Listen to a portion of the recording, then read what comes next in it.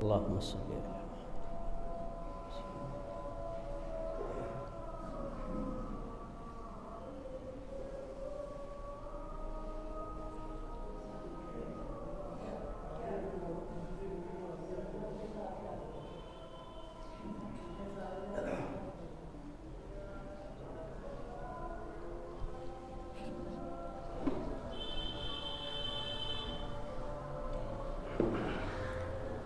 على الحمد لله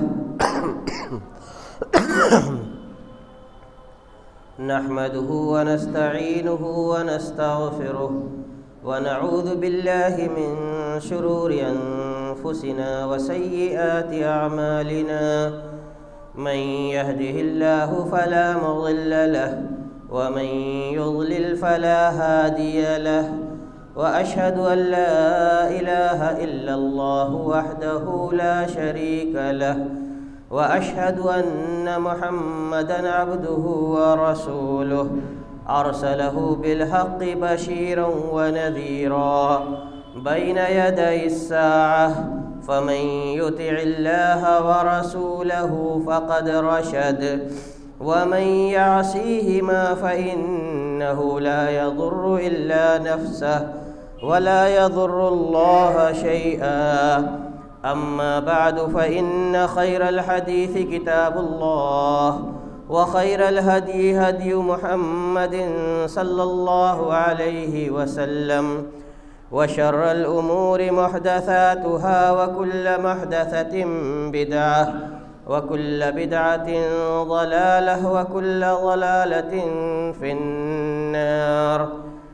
أعوذ بالله السميع العليم من الشيطان الرجيم. بسم الله الرحمن الرحيم. قاف والقرآن المجيد بل عجبوا أن جاءهم منذر منهم فقال الكافرون هذا شيء عجيب أإذا متنا وكنا ترابا ذلك رجع بعيد قد علمنا ما تنقص الأرض منهم وعندنا كتاب حفيظ بل كذبوا بالحق لما جاءهم فهم في أمر مريج أفلم ينظروا إلى السماء فوقهم كيف بنيناها وزيناها وما لها من فروج والأرض مددناها وألقينا فيها رواسي وأنبتنا فيها من كل زوج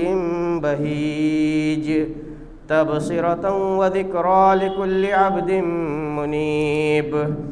ونزلنا من السماء ماء مباركا فأنبتنا به جنات وحب الحصيد والنخل باسقات لها طلع نضيد رزقا للعباد وأحيينا به بلدة ميتا كذلك الخروج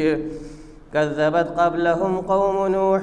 وأصحاب الرس وثمود وعاد وفرعون وإخوان لوط وأصحاب الأيكة وقوم تبع كل كذب الرسل فحق وعيد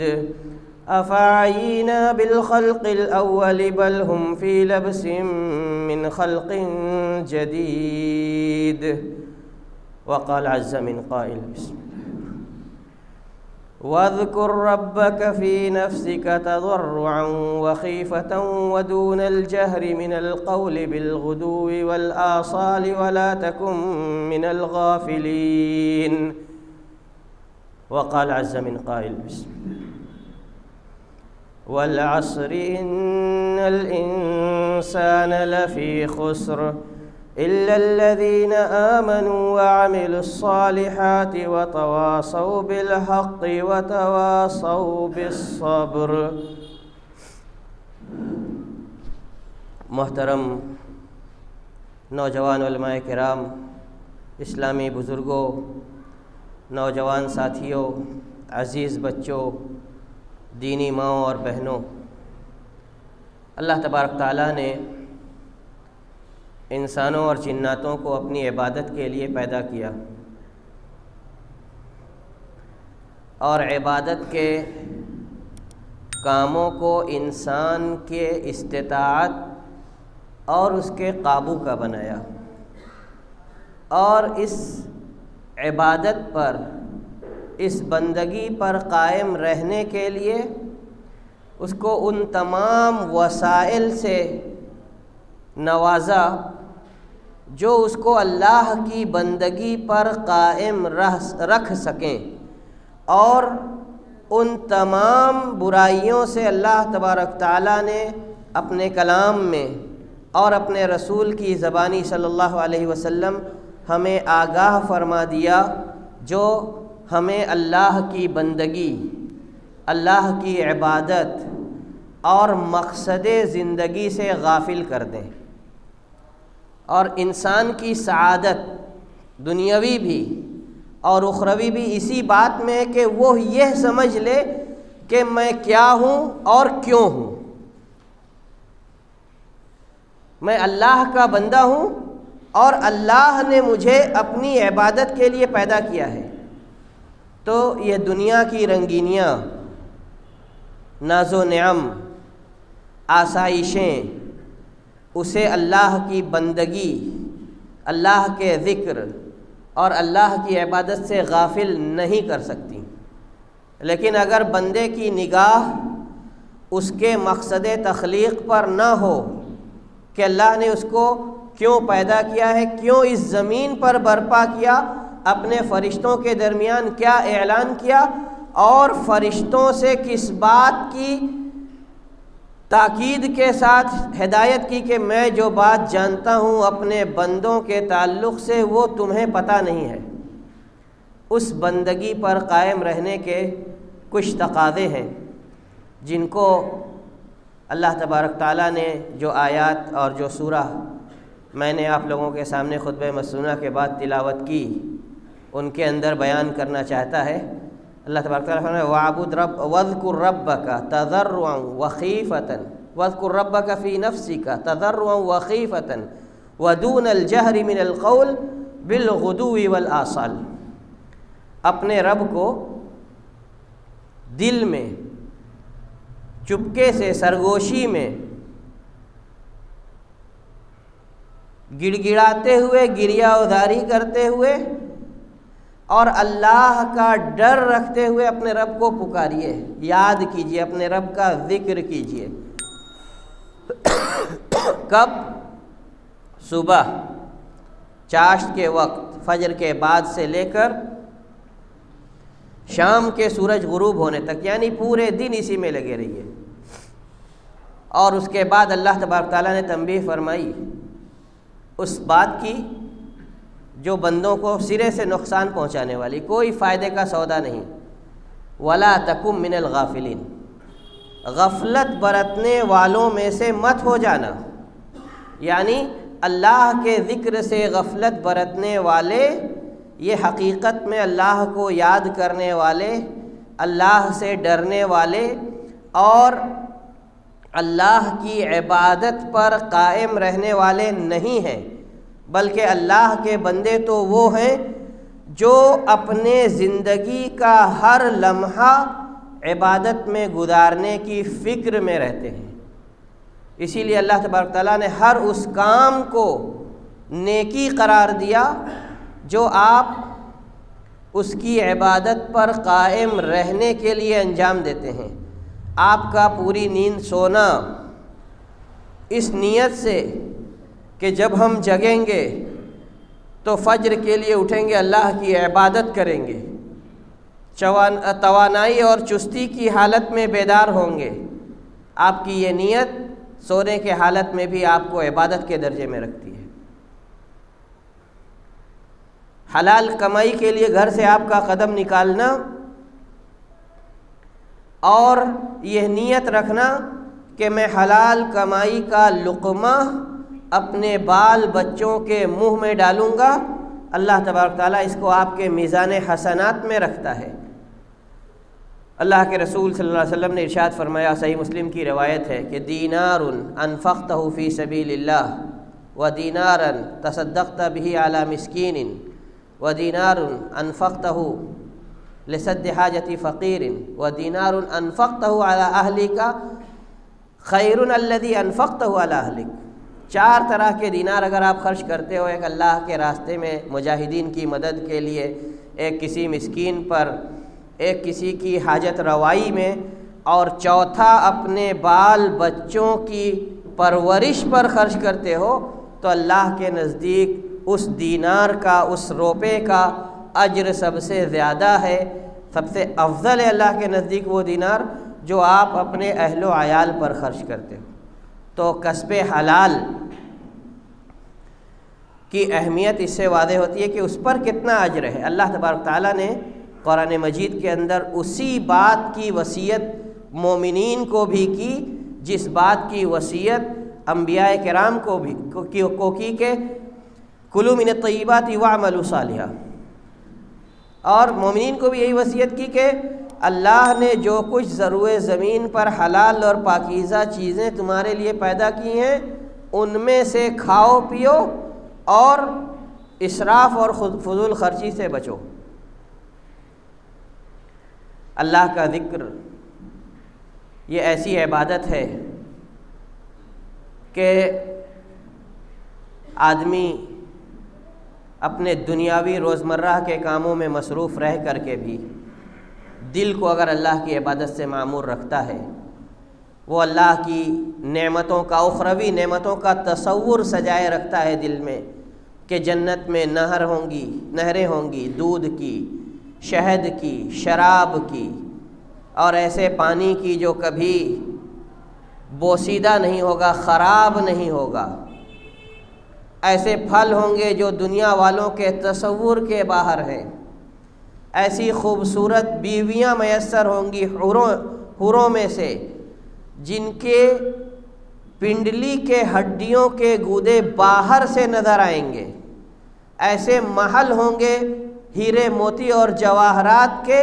جن کے اندر کے مناظر باہر سے اور باہر کے مناظر اندر سے، جس کو آج ہم ٹرانسپیرنٹ کہتے ہیں، اس طرح سے دیکھ سکیں گے، اور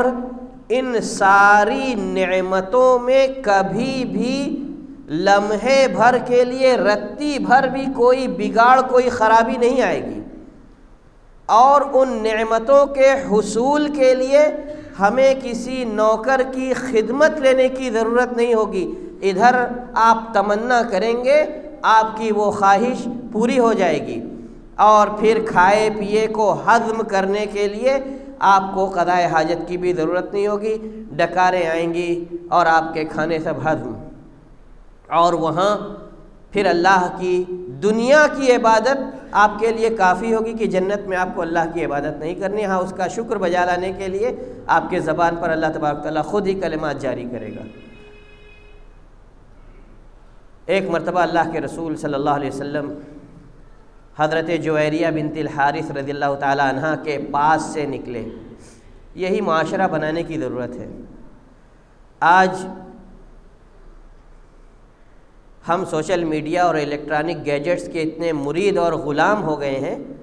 کہ ہماری صبحیں، ہماری شامیں اور ہمارے 24 گھنٹے کا بہت سارا وقت لا یعنی کاموں میں اسکرین پر نگاہیں جمع کر اور اس پر انگلیاں پھیرتے ہوئے گزر جاتا ہے، اور ہم اپنے دنیا و آخرت دونوں کا خسارہ کرتے ہیں، اور اس جانب ہماری توجہ قطعاً نہیں جاتی کہ دشمنان اسلام نے مسلمانوں کو ان کے دین سے دور رکھنے کے لیے یہ ایک ہتھ کنڈا اختیار کیا ہے کہ ان کے ہاتھوں میں ایسے کھلونے دے دو جو ان کو ان کے دین سے غافل کر دے۔ اللہ تبارک تعالیٰ اسی بات کی تو تاکید فرماتا ہے، اللہ کے ذکر میں لگے رہیے اور غفلت کا شکار مت ہوئیے۔ حضرت جویریہ بنت الحارث رضی اللہ تعالیٰ عنہ کہتی ہیں کہ اللہ کے رسول صلی اللہ علیہ وسلم،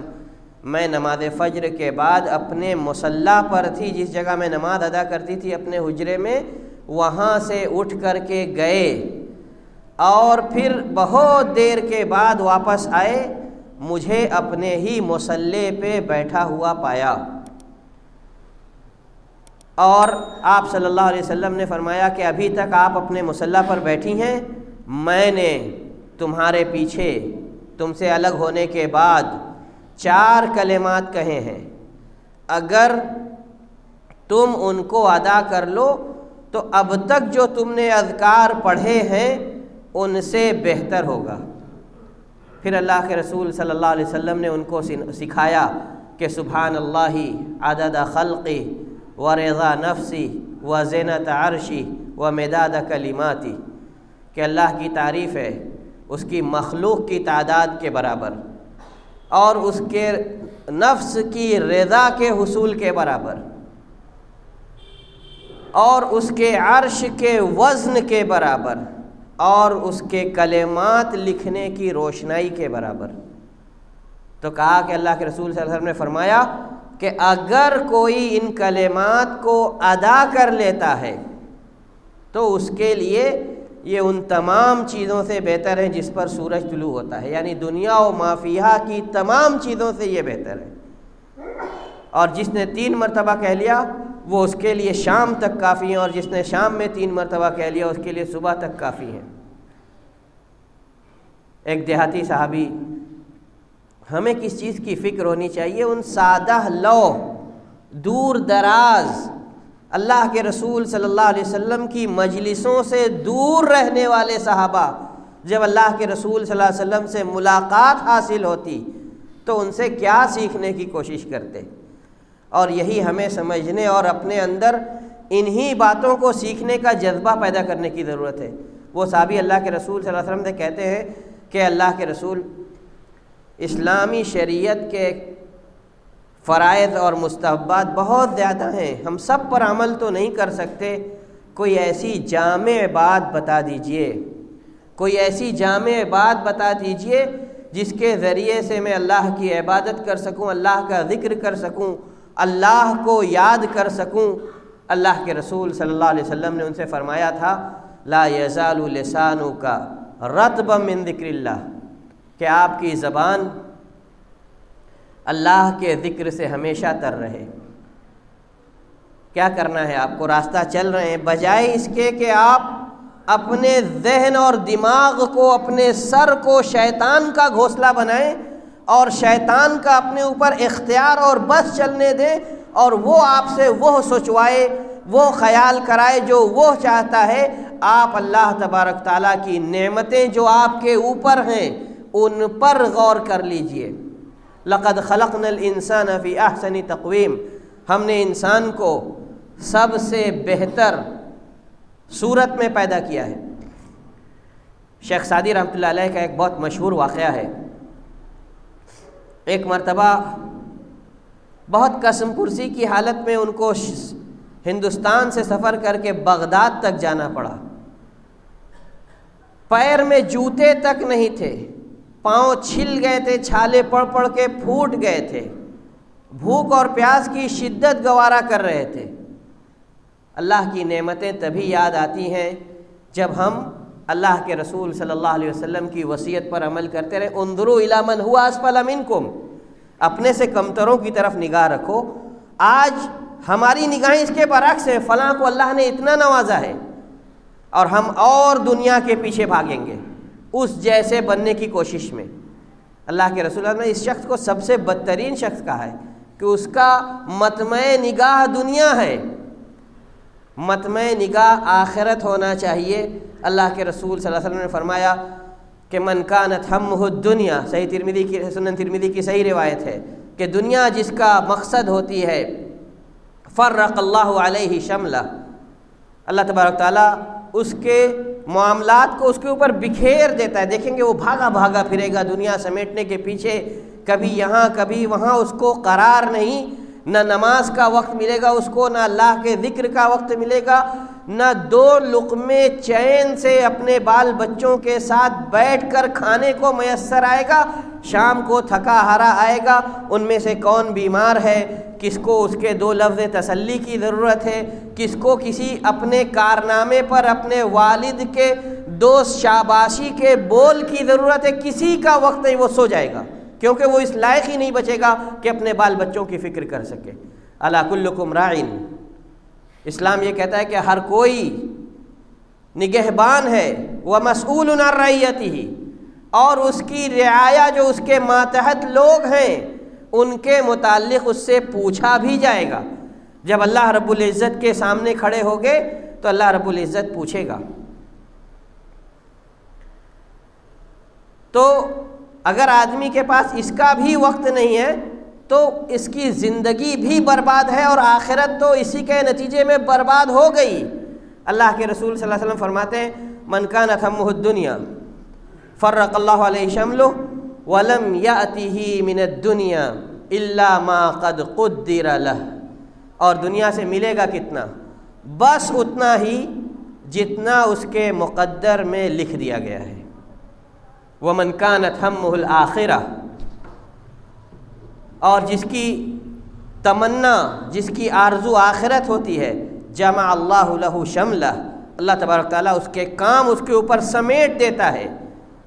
اس کی مدد حاصل ہوتی ہے اللہ تبارک تعالیٰ کی اس کو۔ وہ ادنا سی محنت کرے گا اور بہت سارے امور کو انجام دے کر چین سے آ کر کے اپنے بال بچوں میں بیٹھ جائے گا۔ قناعت اللہ تبارک تعالیٰ اس کو بخش دے گا، جو کچھ اس کے پاس ہے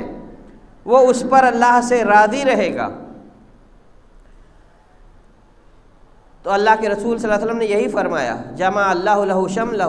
وقنعہ اللہ بما آتاہ،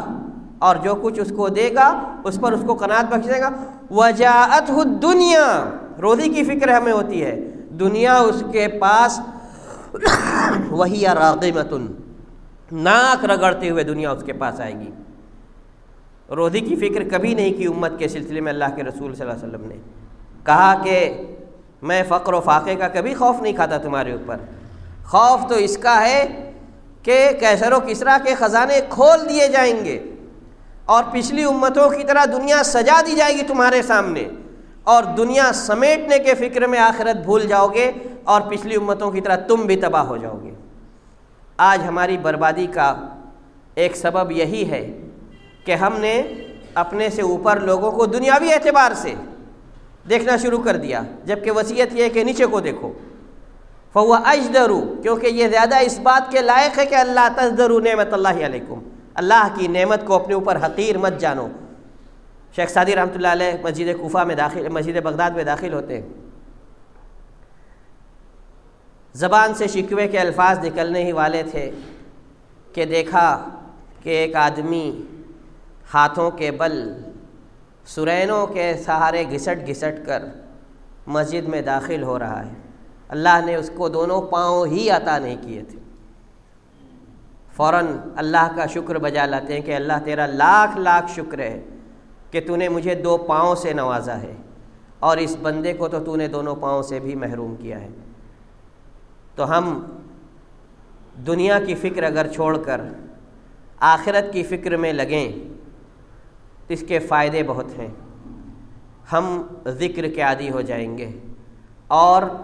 اللہ تبارک تعالیٰ ذاکرین کو کبھی برباد نہیں کرتا۔ سبق المفردون، سبق المفردون، سبق المفردون، اللہ کے رسول صلی اللہ علیہ وسلم نے 3 مرتبہ کہا کہ مفرد لوگ سب سے آگے بڑھ گئے، مفرد لوگ سب سے آگے بڑھ گئے، مفرد لوگ سب سے آگے بڑھ گئے۔ قالوا من ہم یا رسول اللہ، کہا کہ یہ کون لوگ ہیں مفرد جو سب سے آگے رہیں گے؟ قال الذاکرون للہ کثیرا والذاکرات، اللہ کو بکثرت یاد کرنے والے مرد اور عورتیں۔ کیوں؟ اعد اللہ لہم مغفرۃ واجرا کریما، اللہ نے ان کے لیے اپنی مغفرت اور نہایت ہی شریف اجر کو، اور سب سے زیادہ شریف اجر فردوس اعلیٰ ہے اس کی، جس میں وہ ان کو جگہ دے گا صدیقین، نبیین، صدیقین، شہداء، صالحین کے ساتھ، اور وہ لوگ بہترین رفقائے کار ہوں گے۔ حضرت براء ابن عازب رضی اللہ تعالیٰ عنہ کو اللہ کے رسول صلی اللہ علیہ وسلم نے دعا سکھائی کہ جب بستر پہ جانے لگو تو نماز کی طرح وضو کرو، جس طرح نماز کے لیے وضو کرتے ہو، پھر اپنے داہنے پہلو پر لیٹ جاؤ۔ آج ہم میں سے اگر پوچھا جائے کہ اللہ کے رسول صلی اللہ علیہ وسلم کے لیٹنے کا طریقہ کیا تھا، تو ہم میں سے بہت سے لوگ ایسے ہوں گے جو اپنے بچوں کو اس طریقے پر لیٹنے سے منع کرتے ہوں گے، اور ہم میں کی اکثریت پیٹ کے بل الٹے آڑے ترچھے موبائل چلاتے چلاتے جب تھک کے بے سدھ ہو گئے تو موبائل پھینک کر کے سو گئے، اسی وتیرے پر ہوں گے۔ آپ اپنا داہنا ہاتھ بچھاتے اور اس پر سر رکھتے اور داہنے پہلو لیٹ جاتے۔ حضرت براء ابن عازب رضی اللہ تعالیٰ عنہ کو بھی یہی بات سکھائی کہ اپنے داہنے پہلو لیٹ جائیے، نماز کی طرح وضو کیجئے، داہنے پہلو لیٹ جائیے اور پھر یہ دعا پڑھیے، اللہم انی اسلمت وجہی الیک واسندت ظہری الیک وفوضت امری الیک رغبۃ ورہبۃ الیک، اللہم آمنت بکتابک الذی انزلت وبنبیک الذی ارسلت۔ اور آپ صلی اللہ علیہ وسلم نے مزید تاکید کی کہ وَجْعَلْهُنَّ آخِرَ مَا تَقُولُ، سب سے آخری دعا جو سونے سے پہلے آپ پڑھیں وہ یہی دعا ہو۔ اور آپ صلی اللہ علیہ وسلم جب لیٹتے تھے داہنے پہلو داہنے ہتھیلی پر ہاتھ رکھ کر تو دعا پڑھتے تھے کہ اللہ میں اپنا نفس تیرے حوالے کرتا ہوں، اگر تو اس کو قبض کر لے تو اس پر رحم فرمانا، اور اگر تو اس کو دوبارہ اس دنیا میں جینے کے لیے صبح بیدار کرتا ہے تو تمام شر انگیزیوں سے اس کی حفاظت فرمانا۔ ہم مصائب اور وساوس اور دیگر شبہات کا شکار ہوتے ہیں تو عاملوں کو بلاتے ہیں، صبح و شام کے اذکار جو معوذات 3 مرتبہ صبح پڑھ لے، معوذات 3 مرتبہ شام کو پڑھ لے، اس کو کوئی نقصان نہیں پہنچ سکتا۔ ابان ابن عثمان ابن عفان رضی اللہ تعالیٰ عنہما روایت کرتے ہیں، حضرت ابان اپنے والد عثمان ابن عفان رضی اللہ تعالیٰ عنہ سے، کہ ہمارے والد نے ہم سے روایت کیا کہ من قال بسم اللہ الذی لا یضر مع اسمہ شیء فی الارض ولا فی السماء وهو السمیع العلیم، یہ چھوٹی سی دعا، بسم اللہ الذی لا یضر مع اسمہ شیء فی الارض ولا فی السماء وهو السمیع العلیم لا یضرہ شیء، اور بعد دوسری روایات میں آتا ہے کہ لم تصبہ فجأۃ بلائن، کوئی اچانک مصیبت اس کو نہیں پہنچ سکتی۔ جن لوگوں سے حضرت عثمان ابن عفان رضی اللہ تعالیٰ عنہما نے اس روایت کو بیان کیا تھا، انہوں نے پوچھا تب آپ کو فالج کیسے ہو گیا؟ غور کا مقام ہے کہ اللہ تبارک تعالیٰ ان اذکار کے نتیجے میں بندوں کی حفاظت کس طرح فرماتا ہے۔ حضرت ابان کہتے ہیں بالکل صحیح سوال ہے آپ کا، میں اس دن غصے کی حالت میں تھا اور ان اذکار کو پڑھنا بھول گیا، مجھ پر فالج کا حملہ ہو گیا۔ یہ صبح و شام کے آپ کے حفاظت کے جو اذکار ہیں، سونے سے پہلے سورہ فاتحہ، آیت الکرسی، معوذات، اللہ کے رسول صلی اللہ علیہ وسلم کی سنت تھی کہ کپڑے کے داخلی جانب سے بستر جھاڑ کر سوتے تھے۔ ان سب باتوں کا اہتمام، وقت سے سونا اور اسلامی آداب کے مطابق جاگنا اور برکت کے اوقات میں حصول روزی کی تمنا کرنا، کوشش کرنا، اور اپنے لمحات کو بجائے اس کے کہ ہم لایعنی کاموں میں گزاریں، دل سے زبان ہلا کر کے تسبیح کے ذریعے سے اپنے اوقات کو، اپنے لمحات کو، اپنے زندگی کے شب و روز کو اللہ کی اطاعت اور بندگی میں گزارنے کی کوشش کیجیے۔ کوئی نیکی تنہا نہیں آتی، جب آپ نیکیوں کی عادت ڈالیں گے تو نفس نیکیوں کی طرف راغب ہوتا چلا جائے گا، لیکن جب آپ نفس کو آزاد چھوڑ دیں گے تو یہ شیطان کی چالوں کا مرید ہو جائے گا، اور شیطان انسان کا کھلا ہوا دشمن ہے، وہ انسان کو سوائے جہنم کے اور کوئی راستہ نہیں دکھاتا۔ اللہ تبارک تعالیٰ سے دعا ہے کہ ہمیں اور آپ کو اسلامی آداب کے مطابق زندگی جینے اور اللہ کی بندگی کا مقام سمجھنے اور بندگی کے آداب کو بجا لانے کی توفیق بخشے، جب تک اس جہان فانی میں زندہ رکھے، ایمان اور اسلام پر قائم و دائم رکھے، اور جب اس جہان سے جانے کا وقت آئے تو کلمہ اسلام پر ہمارا خاتمہ ہو۔ اقول قولی ھذا واستغفر اللہ لی ولکم ولسائر المسلمین من کل ذنب فاستغفروہ انہ هو الغفور الرحیم۔